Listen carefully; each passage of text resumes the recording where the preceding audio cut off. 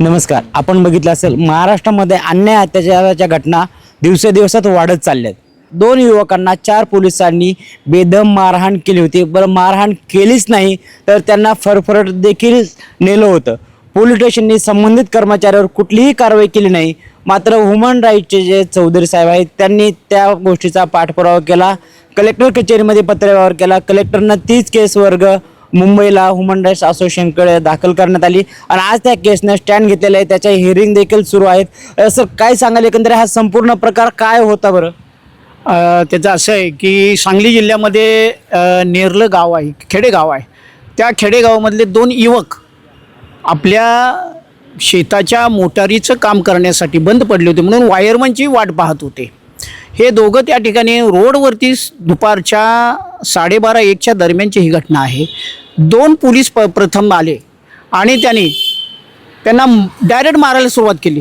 कुठलीही विचारपूस न करता मारहाण करणं हे फार चुकीचं काम करत होते. ते सांगत होते आमचं काय, कशासाठी तुम्ही मला मारताय, आरडाओरडा करून सांगत होते. आम्हाला मारहाण का करायला लागला, तुला काय करायचं म्हणून त्याला आणखी फटके द्यायला लागले. परत भरपडत नेलं, अंगावली कपडे फाडली. परत 2 पोलिसांना त्यांनी बोलवलं. म्हणजे असे परत 2 पोलीस आल्यानंतर 4 पोलिसांनी पण त्यांना मारहाण सुरुवात केली. भरपटत सिमेंटच्या रोडवरती त्यांना फरफटत न्यायचा प्रयत्न केला. कपडे फाटली त्याच्यामध्ये. एकदम उन्हामध्ये भर उन्हामध्ये त्यांना मारहाण करत होते आणि त्यांना तिथंच सोडून ते लोक पोलीस तिथून निघून गेले. आणि जाता जाता म्हणले आम्ही ईश्वरपूर पोलीस स्टेशनचे पोलीस कर्मचारी आहोत, एवढं त्यांना बोलून गेले. त्याच्यानंतर दुसऱ्या दिवशी तिथे मोठा त्या ठिकाणी त्यांच्या चुलत्यांचा, त्या नेरले गावातल्या सगळ्या ग्रामस्थांचा एक मूकमोर्चा तिथं गेला. मला वाटतं जयंत पाटील साहेबांनी सुद्धा त्यांच्या परिवाराला भेट दिली. ही बातमी ज्या वेळेला पेपरमध्ये पसरल्यानंतर काही लोकांनी मला कॉन्टॅक्ट करायचा प्रयत्न केला. त्यांच्या चुलत्याने, संजय पाटील तिथले सरपंच आहेत नेरले गावचे, पण त्यांना सगळी परिस्थिती सांगितली. त्यानंतर ह्युमन राईट असोसिएशन फॉर प्रोटेक्शनच्या वतीनं आम्ही त्या ठिकाणी जाण्याचं ठरवलं, परिस्थिती ऐकण्याचं ठरवलं. म्हणून आम्ही त्यांच्या घरी जाऊन त्यांची पूर्ण विचारपूस केली. इस्लामपूर पोलीस स्टेशनमध्ये जाऊन आम्ही त्या ठिकाणी PIंना विचारण्याचा प्रयत्न केला, परंतु त्यांनी कुठलंही कारण सांगितलं नाही. गैरसमजुतीने मारहाण केली, एवढंच फक्त ते सांगत होते. पोलीस स्टेशनला गेल्यानंतर पोलिसांनी त्या कर्मचाऱ्यावर काही कारवाई केली होती का, किंवा कारवाई केली नसेल तर त्यांच्याबाबत नेमकं वरिष्ठांची भूमिका काय? आता त्यांनी कारवाई करायला पाहिजे होती. विनाकारण ज्या वेळेला तुम्ही मारता त्याचं काहीतरी कारण तर पाहिजे ना मारण्यासाठी. काय त्यांनी दरोडे घातले असतील, कुठं बलात्कार केला असेल, कुठं काय चोऱ्या माऱ्या केल्या असतील, जरूर तुम्ही त्या पद्धतीनं त्या लोकांना तुम्ही समज द्या, मारहाण करा. परंतु तुम्ही त्या 2 युवकाचा काडीचाही कुठल्याही गुन्ह्याशी संबंध नाही. अशा त्या 2 कॉलेजचे विद्यार्थी आहेत, त्यांच्या मनावर काय परिणाम होईल, उद्या तेच गुन्हेगार बनणार आहेत. मग आम्ही पोलीस स्टेशन, ईश्वरपूरच्या पोलीस स्टेशनला हे विचारल्यानंतर कुठलंही कारण आम्हाला तिथल्या PIंनी सांगितलं नाही. म्हणून आम्ही सरळ इस्लामपूर सांगली जिल्ह्याचे जिल्हा अधिकारी जे आहेत घोष साहेब, त्यांच्याशी आम्ही वेळ घेतली आणि आम्ही त्यांना सगळं सांगितलं. त्यांनी तातडीने तिथले जे SP तुषार दळवी साहेब दोषी नावाचे जे SP आहेत त्यांना तातडीने पत्र पाठवलं आणि त्याचा अहवाल मागून घेतला आहे. त्या अहवालाची कॉपी नुकतेच आता आम्हाला मिळेल. परंतु इन बिटवीन ह्या टायमामध्ये आम्ही ही घटना अतिशय दुर्दैवी आहे, मानवी हक्कास काळिंबा फासणारी आहे. म्हणून ही केस राज्य मानवी हक्क आयोग जे मुंबईमध्ये न्यायालय आहे मानवी हक्क आयोगाचं, त्या ठिकाणी ही केस तातडीनं दाखल केली. त्याला नंबरही पडलेला आहे आणि थोड्याच दिवसात त्याचं हिअरिंग चालू होईल. पण ह्या पोलिसांना आम्ही निश्चित धडा शिकवणार म्हणजे धडा शिकवणार. त्याच्यावर ही कारवाई झालीच पाहिजे. म्हणून human right association for protection ही शेवटपर्यंत त्याच्यामध्ये लढा देत राहणार. सर, नेमकं ह्युमन राईट्स फॉर असोसिएशनची भूमिका काय असणार आहे? कशा पद्धतीनं न्याय मिळाला पाहिजे, काय अपेक्षा आहे आपली? ह्याच्यामध्ये अपेक्षा आहे. कसं आहे, आता एक साधं उदाहरण घ्या. एखाद्या माणसाने एखादा मारण्याचा प्रयत्न केला तर लगेच त्याच्यावर गुन्हा दाखल होतो.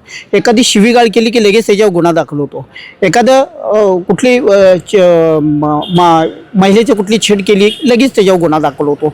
आज त्या 2 युवकांना इतकी बेदम मारहाण, मी शब्द काय वापरतो, बेदम मारहाण त्या युवकांना केले. साधी त्यांना शोकास नोटीससुद्धा दिलेली नाही. तुम्ही कुठलीही कारवाई नाही, ते आज ड्युटी बजावतात ते. पण त्यांच्यावरती काहीतरी कार्य काढले, पण त्यांना निलंबित केलं पाहिजे. किंवा ह्या अशा घटना घडू नये म्हणून काही उपाययोजना पोलीस डिपार्टमेंटने करणं गरजेचं आहे. ज्या वेळेला तुम्ही त्या पीडित 2 मुलांसाठी हा लढा सर्व उभारत होते त्यावेळी तुमच्यावर कुठला दबाव आला का? दबाव कोणाचा येत होता का? यांना न्याय देण्यासाठी तुम्ही पुढे येऊ नका, तुम्ही याच्यासाठी काय एवढं करतात, असं काही प्रकरण जाणवलं का तुम्हाला? कळतं हे पहा, महाराष्ट्रात जेवढे ब्रेकिंग न्यूज आहेत, मग पूजा हत्या प्रकरण असेल, सतीश शेट्टी मर्डर प्रकरण असेल, अशा देऊरोडमधल्या काही मर्डर प्रकरण असेल, हे मोठमोठे मी त्या केसेस लढलेलो आहो. मला कुणाचाही साधा फोनसुद्धा आलेला नाही किंवा येणार पण नाही. मानव अधिकार ही अशी ह्या पद्धतीने काम करत असते की जर लोकांना जर अन्याय झाला असेल तर त्या ठिकाणी मी काम करत असतो. त्याच्यामुळे भीती आपण बघितलं असेल, पण अनेक प्रकरणामध्ये पोलीस प्रत्येक प्रकरण दाबण्याचा प्रयत्न करत असतो. पोलीस प्रशासन गांभीर्याने कुठल्याच घटनेला घेत नसतं आणि त्याला हातभार लावण्यासाठी वरिष्ठ अधिकारी जे असतात ते कर्मचाऱ्यांना नेहमीच पाठबळ देतात. त्यांच्यावर कुठलीही कारवाई पोलीस प्रशासनाचे मुख्य अधिकारी करत नाही. काय, प्रत्येकजण आपापली चमडी वाचवण्याचा प्रयत्न ह्याच्यामध्ये केला जातो. तर ह्या गोष्टी अशा होत राहतात, पण त्यांच्यावरती वेगवेगळ्या पद्धतीने मग आपण राज्य मानवी हक्क आयोग असेल त्या ठिकाणी न्याय मागण्याचा प्रयत्न करतो. जास्तीत जास्त लोकांना न्याय कसा मिळेल याचं आपण मनापासून काम करत असतो. तर महाराष्ट्रातला असला कुठला बहुचर्चित मुद्दा आहे जो ह्युमन राईट्सने त्यांना न्याय मिळवून दिलेला आहे आणि तो महाराष्ट्रभर गाजल्यासारखा वाटतो, महत्त्वाचा?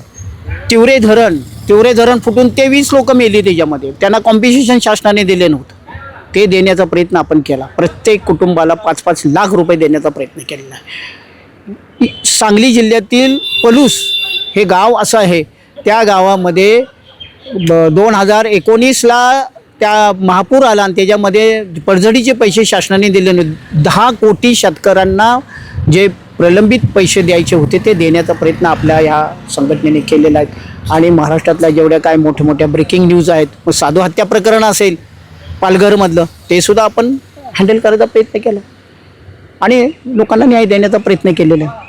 सर, अजूनही महाराष्ट्रामध्ये अनेक पीडित कुटुंब आहे ज्यांची पोलीस प्रशासन दखल घेत नाही किंवा तहसील कार्यालयामध्ये प्रत्येक छोटे मोठे प्रकरण असतात पण त्यांना कुठेही त्यांची दखल घेतली जात नाही आणि त्यांना न्याय कोणाकडे मागायचा हा प्रश्न देखील पडला असतं.